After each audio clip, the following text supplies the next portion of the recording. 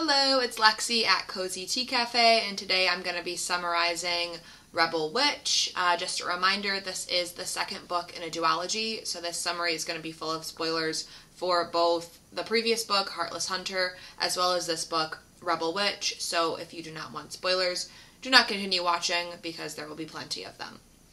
So let's just jump right in here. We'll start with part 1. Gideon Sharp is undercover in enemy territory to kill Rune. Him and his guards are at a ball hosted by Rune and her new fiancé, Soren, who is the Prince of Umbria. Rune's engagement to Soren is transactional and dependent on the prince providing an army for Cressida Roseblood. Rune leaves the room because she's overwhelmed after hearing Alex's song, and she reflects on the fact that she would have already been married to Alex by now if things went according to plan. Working with Cressida makes her sick, but she has no other choice right now because she wants to save the witches that they left behind in the New Republic. Gideon enters Rune's room with a gun raised at her, but he stops when he sees her crying. Rune says Alex would be disappointed to see him like this, and Gideon says that Alex would be disappointed to see her moving on so quickly with the prince.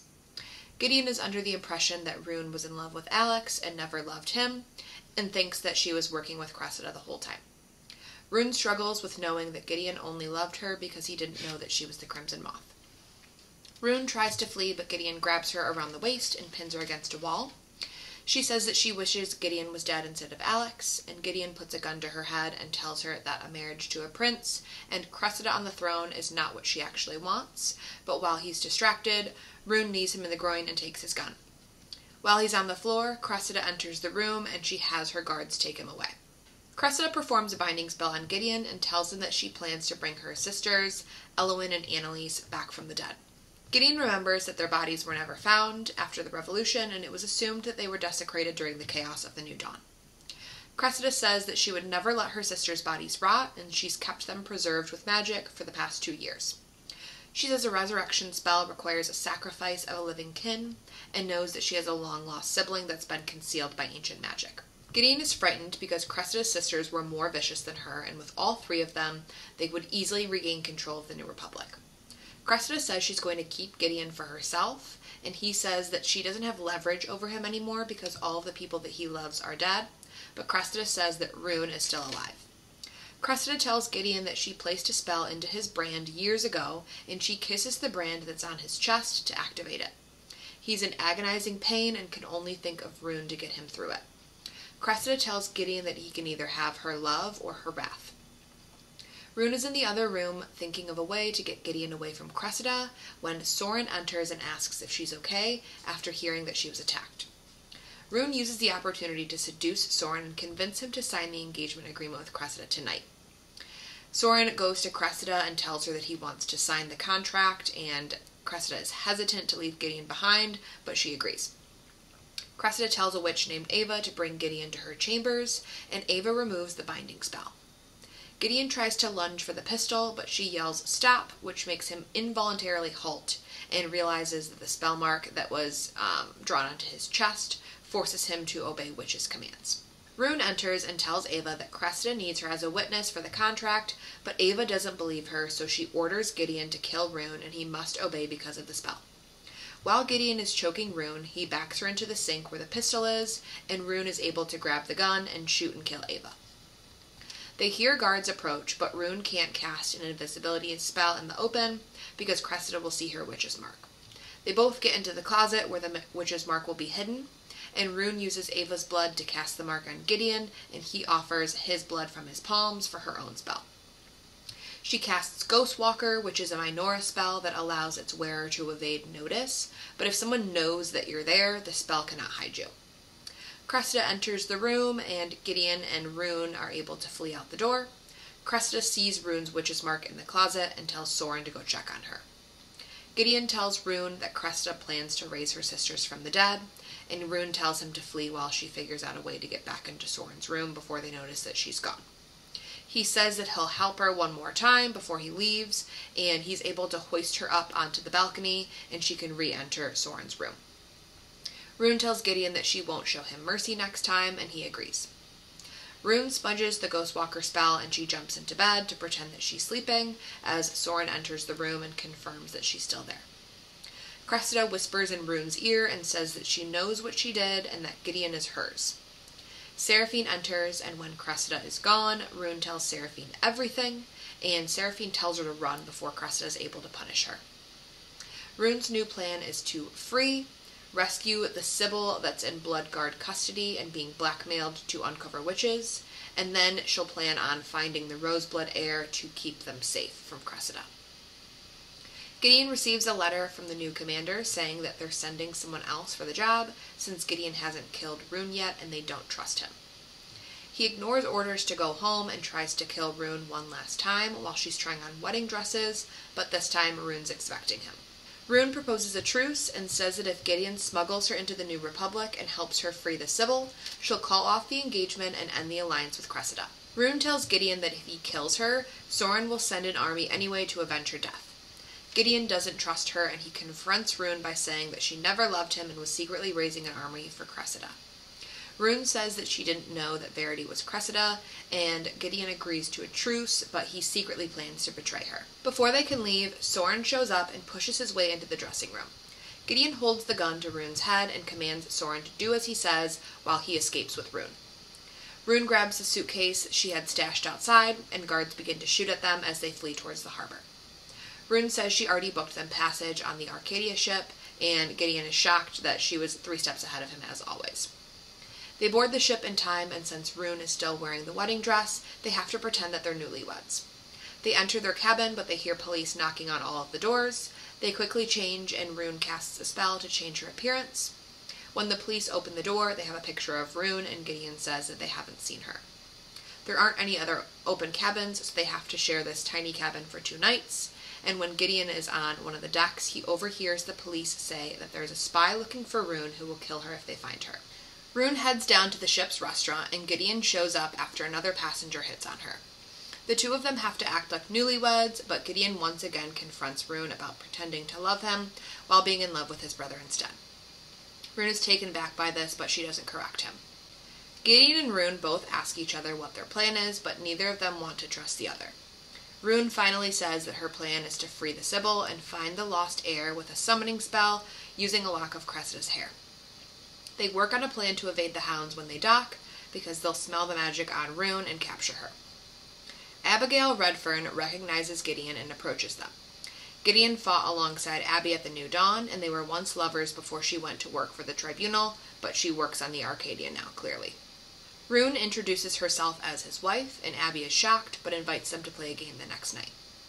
After she leaves, Rune asks Gideon who she is, and she says that friends don't hug like that.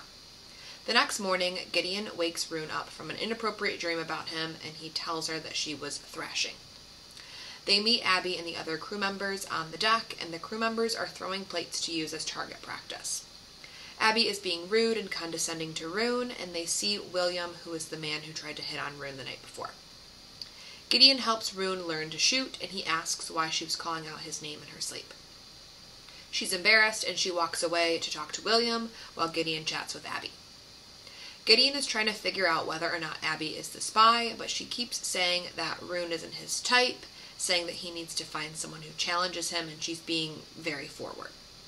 Abby then mentions that she saw Harrow last week, which leads Gideon to suspect that she is the spy. William takes Rune to the boiler room on a tour, and Rune is scoping out a place to hide when they dock. Gideon realizes that Rune and William are gone, and he goes to search for them. William shows Rune cargo holds, and she thinks that she can smuggle witches out in these cargo holds.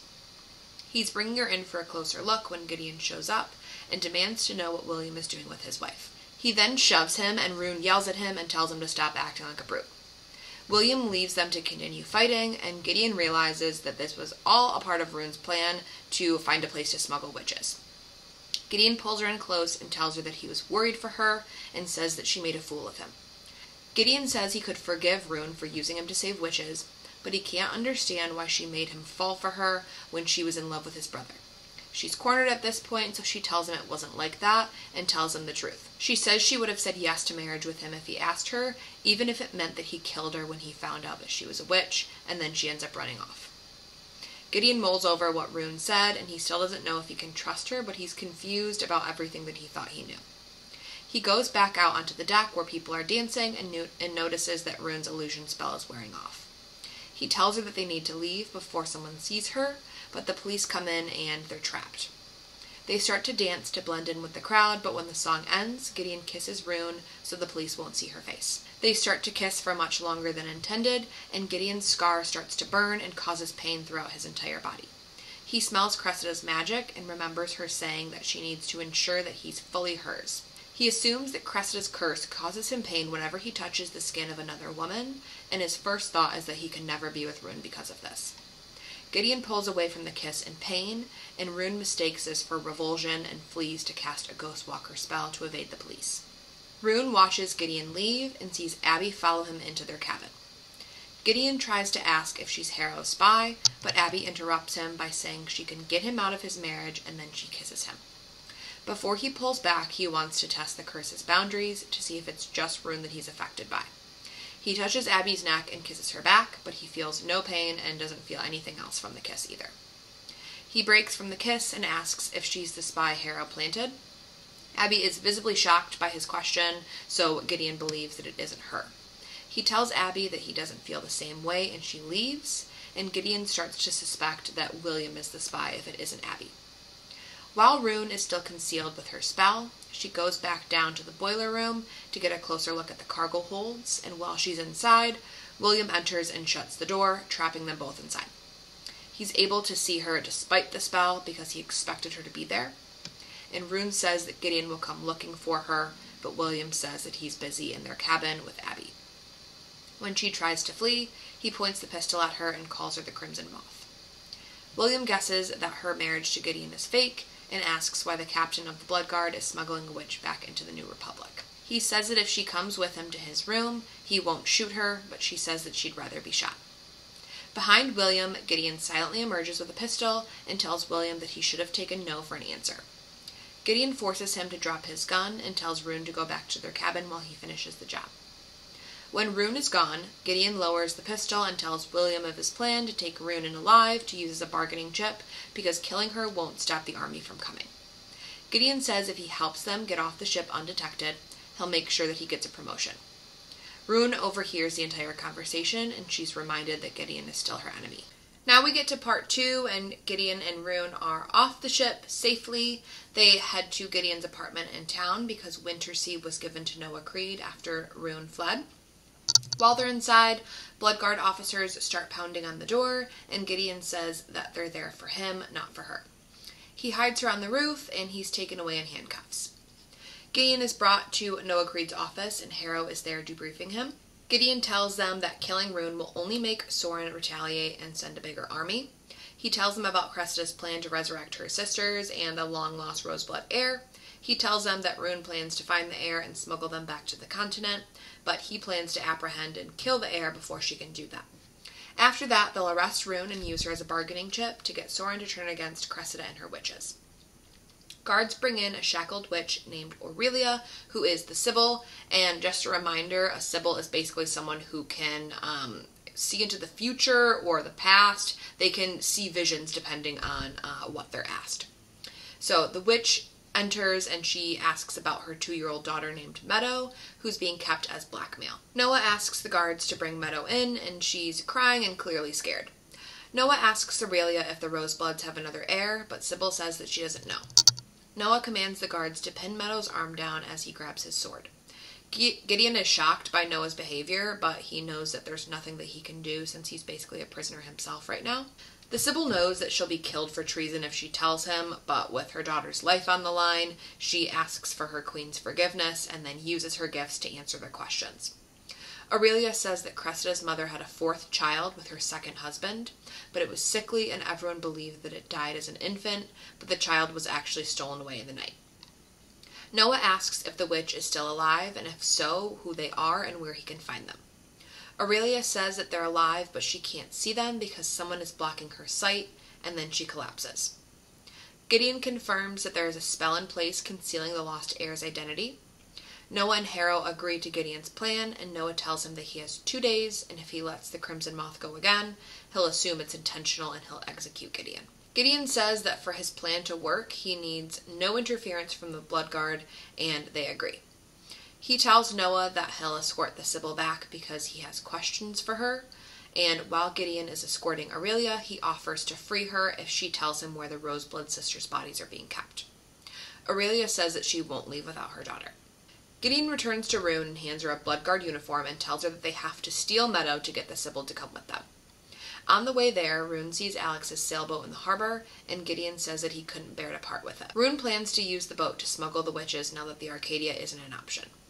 The house is being guarded by at least 4 Bloodguard members, and Rune enchants her and Gideon's uniforms with a spell called Witch's Armor that will protect them from harm. They approach the guards and say that they were sent by the commander to retrieve the child, but the guards ask for their papers, and they clearly don't have any. Rune fakes an ankle injury, and one of the guards brings her inside while she flirts with him. The guard leaves them alone to call for a doctor, and they use this opportunity to search for Meadow. Gideon scolds Rune for flirting with the guards, and she tells him that not everyone is repulsed by her. He asks Rune what she's talking about, and Rune says that she saw his face after he pulled away from their kiss, and then also reminds him that he told her he was disgusted by her when he handed her over to be purged. Gideon explains that he was heartbroken and betrayed when he discovered that Rune was a witch and engaged to his brother, and says that he spoke out of anger. Gideon then reminds Rune that she told him that Alex was twice the man that he'll ever be. They start arguing about jealousy, and Gideon says that he hates watching Rune seduce other men, and Rune says that she hated watching him flirt with Abby. Gideon admits to kissing Abby in their cabin, and Rune says that she only ever kissed Soren out of necessity, so it's not the same. Gideon tells Rune that the entire time he kissed Abby, he was wishing it was her, and he kisses Rune and puts her hand on his chest to feel the brand heat. He tells Rune about Cresta's curse and says that he only kissed Abby to test the curse's boundaries. They hear a child cry from a nearby room, and they go in and see a girl rocking Meadow. The girl won't hand Meadow over, so Rune points a gun at her head and threatens her until she hands the child over. As soon as they leave, the girl calls for help, and all of the guards rush for them. They are trapped in the dining room, and they're trying to shoot their way out, but they're stuck. Rune sees Gideon consoling Meadow, and all of a sudden she sees this extremely vivid image of Gideon about 10 years older, playing with 3 children that have his eyes. She turns to Gideon and tells him that this is what their future would look like if they were together. They would be hunted along with any children they might have. Gideon asks if she would want children, and when he finally looks at her, he asks if she saw something because her eyes are glassy, just like the Sibyl's were when she saw a vision. Gideon tells Rune to cast the Ghostwalker spell on her and Meadow while he stays back to shoot. Rune reluctantly agrees and flees on his horse, and once enough time has passed, Gideon surrenders and the guards arrest him and take him to headquarters. Layla and Harrow are there, and Gideon explains that this is all a part of his plan to betray Rune, and says that Noah promised that he would not interfere in his plan, so Layla agrees and lets him go. Rune and Meadow are back at Gideon's house, and he shows up with the Sibyl a couple of hours later. Rune tells Aurelia that she's the Crimson Moth and asks for her help to cast a Majora summoning spell because she'll need the blood of someone else given willingly. Rune says that she'll get her and her daughter off the island safely if she helps her. Gideon asks Aurelia for the answers that she promised him, but she grabs his gun and points it at his head. Rune takes her gun and points it at Aurelia, and the Sibyl tells Rune that she can't trust Gideon and tells her that he plans on killing the heir and turning her in, or else he'll be executed by Noah.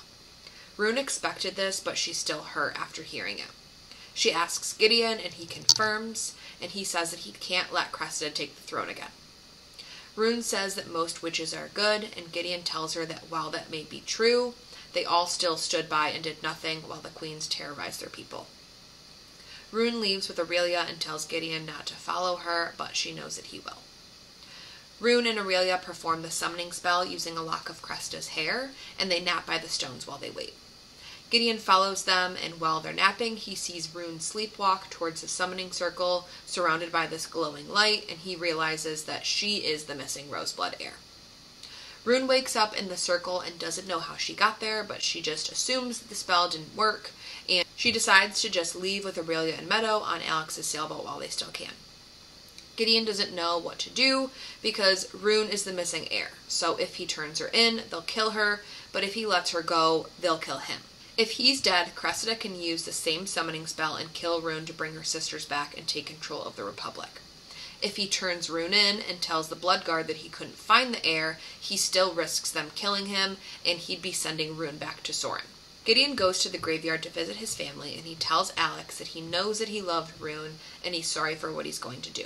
Harrow approaches him and says that the security on the waterfront has doubled, and that no one will be getting out by the water tonight.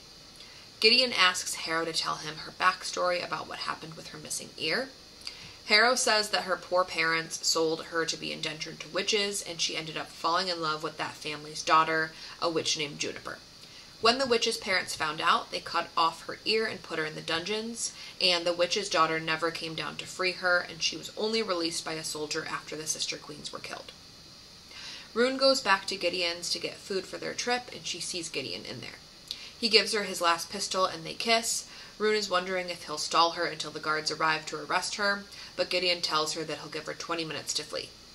Rune tries to tell Gideon that she wishes things were different, but he stops her and tells her to just run. Rune and Aurelia board Alex's boat, and they head to Umbria. Gideon is searching on the map for where Cressida's sisters' bodies are likely hidden so he can destroy them or hide them. Layla and Harrow confront Gideon at his house for deceiving them, and she says that their guards and hounds searched every cargo hold on the Arcadia, and Rune's scent wasn't there. Gideon asks them if they're tired of the bitterness and the hatred, and they look at him with disgust. Layla asks him where Rune is, and says that he can still turn this around before she tells Noah of his betrayal. He tells Layla that he's sorry, and they arrest him for sympathizing with a witch. He's brought to Noah, who starts beating him for information. Rune, Aurelia, and Meadow arrive in Umbrian waters 5 days later, and Rune plans to find Seraphine and ask her to run away with her. When Rune jumps in the water, Aurelia hoists the sails and throws a jewelry box to Rune. She tells Rune that she found the jewelry box shortly after they sailed off, but she couldn't risk Rune turning around to go back for him. Aurelia apologizes, and she sails off with Meadow. Rune is confused, but she opens the jewelry box, and she sees an old witch's coin that was made into a necklace, and a note from Gideon that says, "I hope you find the freedom you're looking for." She realizes that Gideon knew she was going to flee on Alex's ship, and put this in there for her to find, which means that he'll be arrested and killed for helping her. Rune plans to steal one of Soren's large ships and go back for Gideon, but she needs Cressida's spellbook to be able to sail it herself. She uses Ghostwalker to sneak into the palace and overhears a guard saying that Soren is in the capital, and Rune wonders if Cressida is there too. She finds Cressida's spellbooks packed up in her room, and when she starts looking through them, she comes across a love curse section. She finds Gideon's curse and sees that it's a true love's arcana spell, which causes its victims to be inflicted with pain when touching their true love. Rune realizes that she must be his true love, and she reads that the curse will not wear off unless the blood of the victim's true love is spilled in a sacrificial act. Rune hears Cressida approach, and she quickly hides behind a curtain. Cressida enters and knows that someone has been in her room because she sees that her things have been scattered.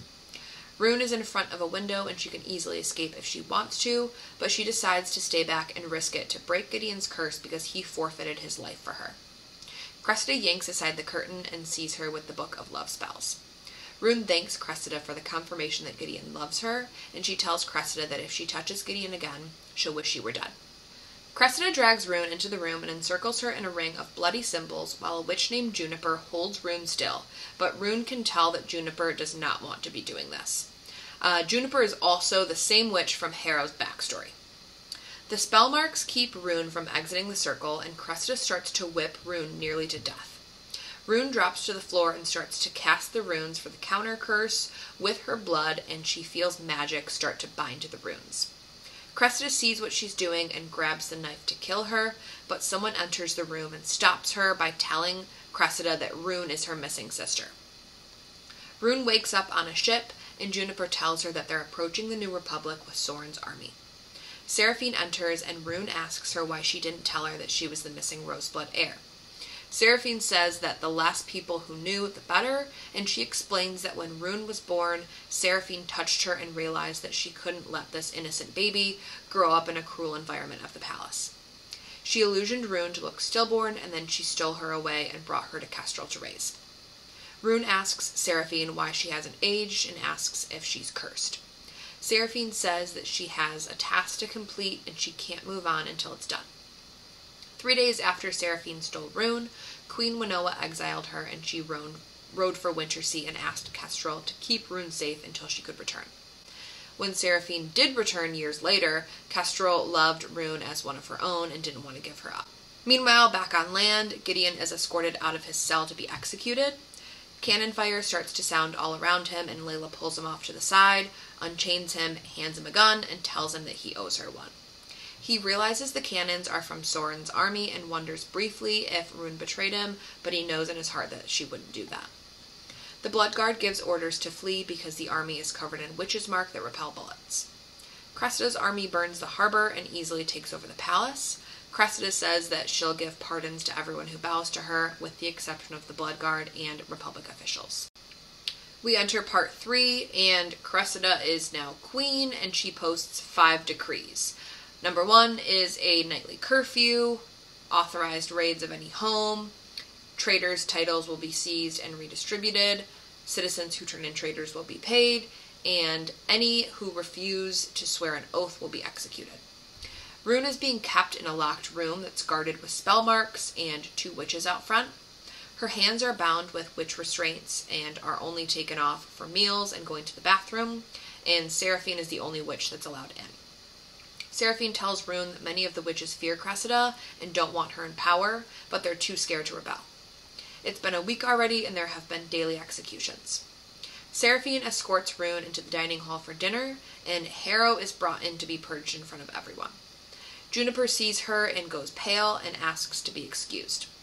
Both of Rune's guards are asleep, and it's kind of alluded to that Seraphine had something to do with this, and Seraphine then tells Rune to go check on Juniper, which is almost like telling her to flee, to escape. Rune plans to cast Ghostwalker and escape, but Juniper tells Rune that she knows who Harrow is. She says that her parents told her that she was sold, and Juniper tried to look everywhere for her, and she eventually thought that Harrow was dead. Juniper begs Rune to help her save Harrow from the dungeons, and says that Cressida will torture her to get information on Gideon. Rune goes down to the dungeons, but is intercepted by Soren. She tries to reveal Cressida's true plans to him, but he's so enraged that they tried to deceive him that he tries to force himself on Rune. To protect herself, she takes his gun and shoots him in the head, and uses his blood to cast Ghostwalker. She grabs a casting knife from one of the guards and slips into Harrow's cell as they're putting her in. She smudges her Ghostwalker spell so Harrow can see her, and Harrow asks about her appearance and says it looks like someone had their way with her. Rune gives some sly remark and says that someone tried, but she killed them, and Harrow looks impressed by this. Rune tells her that she's not going to hurt her, and she says that she's going to get her out. She casts Picklock on Harrow's chains, and they escape. Rune tells her to run, and Harrow says that she was wrong about her. Rune goes to Wintersea to get her old spellbooks, and while she's in her hidden casting room, a guard walks in and attacks her. Rune realizes that it's Gideon, and they're happy to see each other, and Rune tells him that she came back for him. After hearing the noise from their brief scuffle, Noah and the other Bloodguard soldiers enter the room, and they see Rune. Noah says to shoot and kill Rune, so Layla grabs her and says that she'll take care of it. Noah shackles Gideon and tells him that he's going to trade him to Cressida in exchange for all of the prisoners that she has. Noah tells Felix to take Gideon downstairs and to put him on a horse, but Felix secretly hands Gideon the keys to his shackles, and he's able to free himself, and he runs to go save Rune. Gideon intercepts Layla as she's about to shoot Rune, and he tries to reason with her. Layla says that she'll give them 15 seconds to run. Rune and Gideon flee as bullets start flying towards them. Gideon ends up being hit, and he tells Rune to go on without him, and he collapses, but Rune is able to temporarily stop the bleeding with a spell, and she blows on her horse whistle, which allows her old horse Lady to come to their aid, and they're able to ride for cover. They break into the Wentholt family's vacant summer home, and they start to hear voices approach. Bart Wentholt enters with another man, and they're kissing and unclothing each other. And this other man is Antonio Bastille, who is a former acolyte and healer, and he agrees to help Gideon. Bart goes to fetch supplies, and Rune is wary of him leaving the room, but Antonio tells her that Bart has just as much to lose after Rune saw them together, and says that they have to trust each other. Bart's family fled to Caelys weeks ago, and Bart decided to stay back with Antonio. Gideon suggests that they create a better world with a third force of people who oppose both Cressida and the Republic. Rune doesn't think this is possible, and she doesn't want to lose Gideon. Rune says that she'll summon Seraphine to hear him out using a magical crow, but that's all she'll do. Gideon calls Rune a coward, and she calls him a fool, and Rune is approached by a servant named Bess, and Rune secretly asks her to get a train ticket for whatever train is going furthest away. Gideon wakes up and hears Harrow demanding to see him, and Harrow says without him the Blood Guard is useless and they need him to defeat Cressida. Seraphine and Juniper appear, and Harrow points her gun at Juniper, and Rune steps in front of Juniper and tells Harrow that she owes Juniper her life. Antonio sees Seraphine, and they look at each other in recognition. All of the guests talk about their plans. Harrow and Gideon agree that some soldiers would be willing to join their cause. Seraphine and Juniper say many witches don't agree with Cressida, but they stand behind her because she's the less of two evils. They think that they can rally people to their cause, especially now that more than half of Sorin's men have left after he was killed.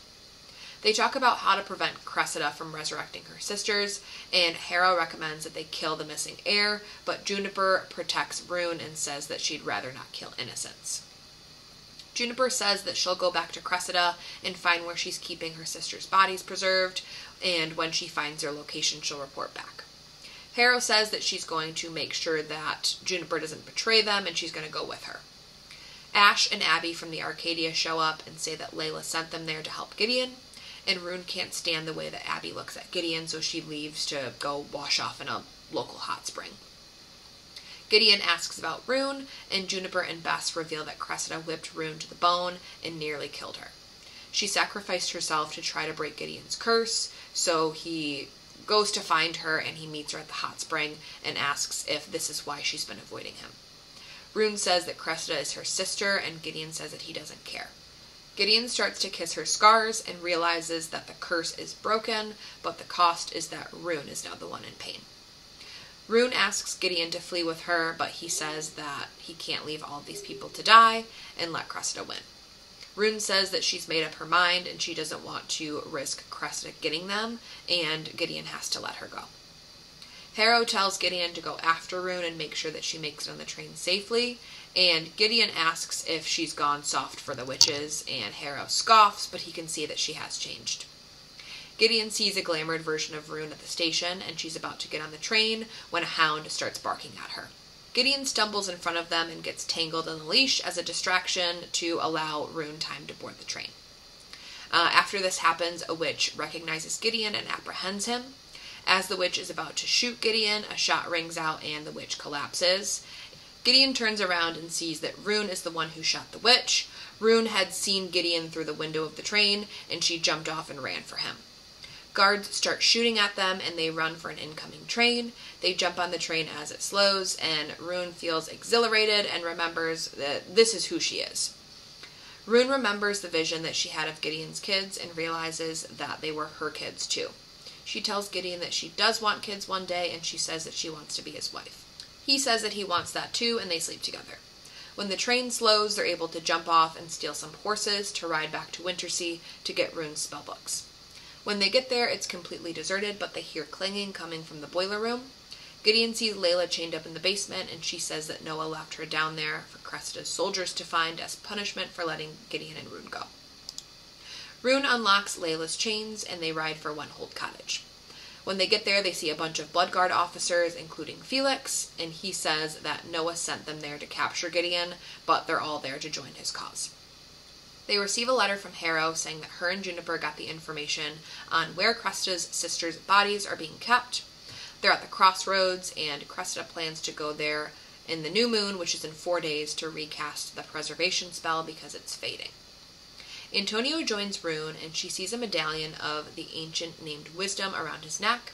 She asks if that's who he was consecrated to as an acolyte, and he confirms and starts to tell her the story of Wisdom. Wisdom was the closest advisor to Queen Althea, but towards the end of her reign, some witches started supporting her cousin, Winnowa Roseblood, who believed that humans were subservient to witches. Althea called on Wisdom for advice on denouncing Winnowa as a traitor and stripping her of her titles. Wisdom told her that this would start a civil war and advised her to call a council instead.